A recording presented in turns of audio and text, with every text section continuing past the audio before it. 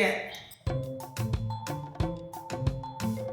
Slow drag with remedy.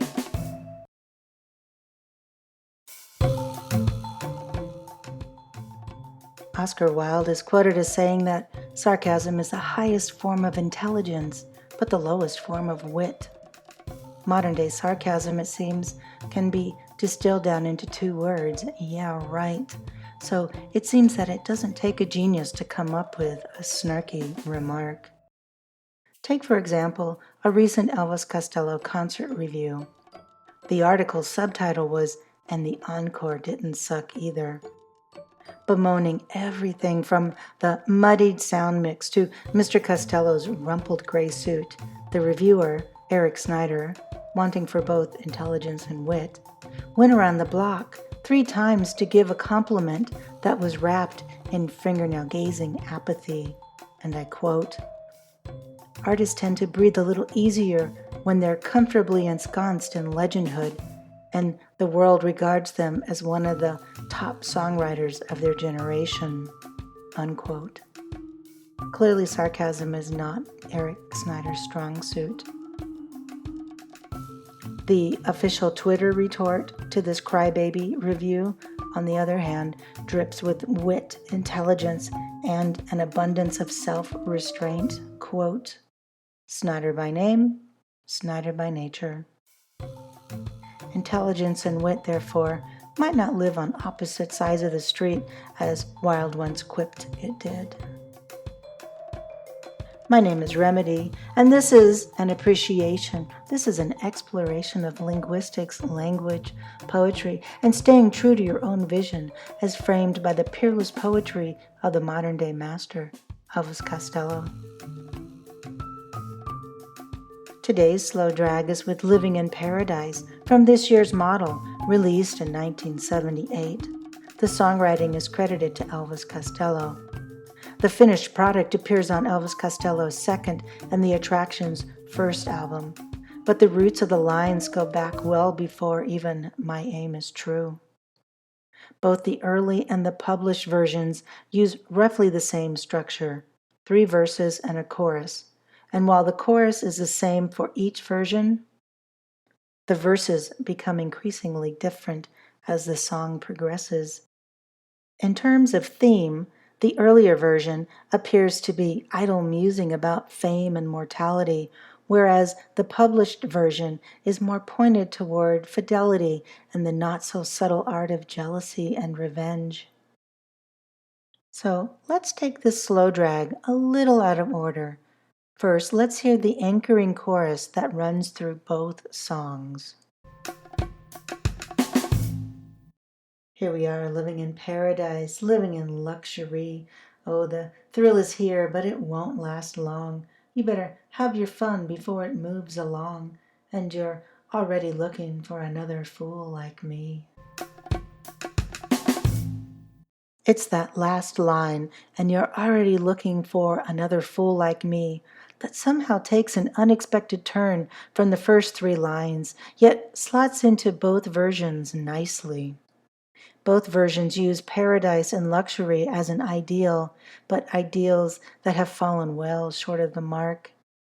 The first verse of each version concludes with the same 2 lines, changed slightly by pronouns and conjunctions.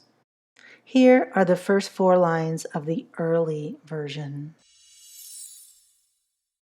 Every day I see a rich man in a poor man's disguise. He's counting on the future while the past plays on his mind. Once when he had diamonds replaced in his eyes, he couldn't see well, but ooh, how they shined. Introspective, moody, fanciful. The end rhymes are staggered, disguise, eyes, mind, shined. Compare this inward look with the published version's first verse. I don't like those other guys looking at your curves. I don't like you walking around with physical jerks. Everything they say and do is getting on my nerves. Soon they will be lucky to be picking up the perks. You can hear the same staggered rhyme scheme on display in the published version: curves and nerves, jerks and perks. Still standing next to the action and not actually in it, interestingly, the pronoun has shifted from he to I, yet it's still focused on the second person, as in your curves. He's counting on the future while the past plays on his mind, is self referential. But it's an observation, a projection, much like I don't like you walking around with physical jerks. These shifts in pronouns and conjunctions inform the final two lines. For the earlier version, the lines start respectively with and he. And when they pull the shutters down and throw up in the dark, he finds that all the dogs outside bite much worse than they bark. This is opposed to the published cause and they'll. Because when they pull the shutters down and throw up in the dark, they'll find that all the dogs outside bite much worse than they bark.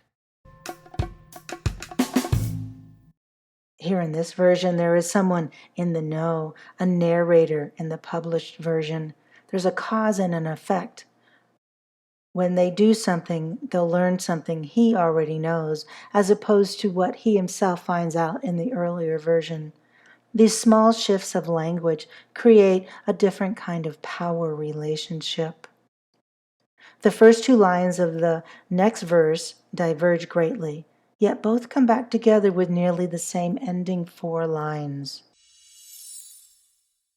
Well, place your hand upon your heart and tell me you won't lie. Are you holding out for guarantees before you go and die? This version, as you can hear, still clings to the second person, even though it feels a bit self-referential. The published version, on the other hand, peeks behind the curtain just a bit, revealing the first person with a little less projection and a little more personality. I call you Betty Felon 'cause you are a pretty villain, and I think that I should tell them that you'd make a pretty killin', 'cause meanwhile up in heaven they are waiting at the gate, saying, we always knew you'd make it, didn't think you'd come this late. And now it's much too dangerous to stop what you've begun when everyone in paradise carries a gun. Note those last four lines. The only difference between the versions is 'cause meanwhile up in heaven versus but meanwhile up in heaven of the earlier version. These small changes continue to distinguish the power dynamic. Because is an explanation, but is a negation. Here we are, living in paradise, living in luxury. Oh, the thrill is here, but it won't last long. You better have your fun before it moves along. And you're already looking for another fool like me. As mentioned, this is the same chorus in both versions. Any similarities past the cadence end in the third verse, however, where the published version lashes out. The first version goes deeper into introspection, still stuck in the thinly veiled second person. Looking down upon the earth, you still can't understand how I can't argue with the man who's got the money in his hand. You talk as if you have no choice. You took all you could grab, but it looks just like a bed, but it feels just like a slab. You don't have to worry and you don't have to try. Just lay down your body. It's a lullaby. Here we feel the seemingly dire choices we're all forced to make throughout our lives, confusing a bed with a mortuary slab. Trying is difficult. There's always someone we have to answer to, whereas giving up or dying is easy. Just lay down your body. It's a lullaby. It seems a bit downtrodden, less than optimistic to be sure, but it's not vengeful or angry. That was left to the published version. Later in the evening, when arrangements are made, I'll be at the keyhole outside your bedroom door. 'cause I'm the first to know whenever the plans are laid that never go further than floor to floor. You think that I don't know the boy that you're touching, but I'll be at the video and I will be watching. The ramshackle meaning of paradise persists through each version, yet one is more literal while the other is more figurative, more mocking. A relationship filled with suspicion, jealousy, and covert confirmation is much different than a rich man in a poor man's disguise. The early version seems to care little for love or loss, focusing instead on material gain and the earthly sacrifice needed to obtain these riches. The published version brings this bitter point home with a repeat of "Here we are living in paradise," repeated 4 times before the final chorus of "How the thrill is gone." The lingering effects of a relationship marred by jealousy, perhaps. The earlier version, conversely, leaves the repeated lines until after the lament of how the thrill is gone and how you're already looking for another fool like me. Perhaps this is in the aftermath of naively being taken for a ride by a sly impresario, having sold his soul for pennies in the negotiations. It's exciting to be able to play separate versions of one piece side by side to glimpse the creative process of a true master. A change in a pronoun here or there, a familiar rhyme scheme to work within, or a different perspective seems to only augment the anchoring chorus. The result of comparing these 2 versions is remarkable in so many ways. In particular, the bouncing from the concrete to the abstract and back in such a way that embeds, that obscures the conceivably sarcastic through line. Dig it. Again, this has been a slow drag with Living in Paradise from 1978's this year's model. It was a great opportunity to do an A-B comparison between 2 versions of one piece and to see how drastically a few changes here and there can make so much difference. The simple shift from but to because is remarkable. In the end, is a sardonic piece that feels far more optimistic than the words intend.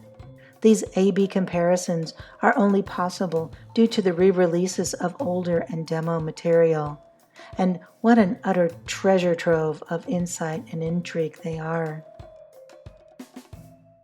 Thank you so very much for finding this appreciation, this exploration of linguistics, language, and staying true to your own vision, as framed by the peerless poetry of the modern-day master Elvis Costello. Please check the show notes for links to the actual songs, both the published and earlier version, found on the re-release of My Aim is True, as well as links to references made in this episode. There's also a companion blog with a transcript and other useful references for your convenience. A YouTube version of this episode will be up later this week. It's a visual guide to the poetry that I think you'll like. Frankly, I'm not crazy about compiling the YouTube version, so I'd really appreciate it if you subscribe to the channel as a show of support.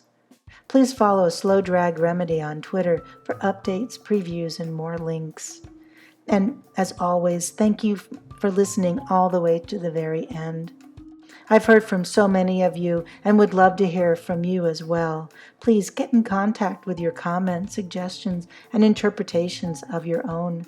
Please subscribe and give us a good rating and review on Apple Podcasts. And of course, share with other language lovers. It means the world. Thank you. So, until next time, adieu, my little ballyhoo. Slow drag with Remedy.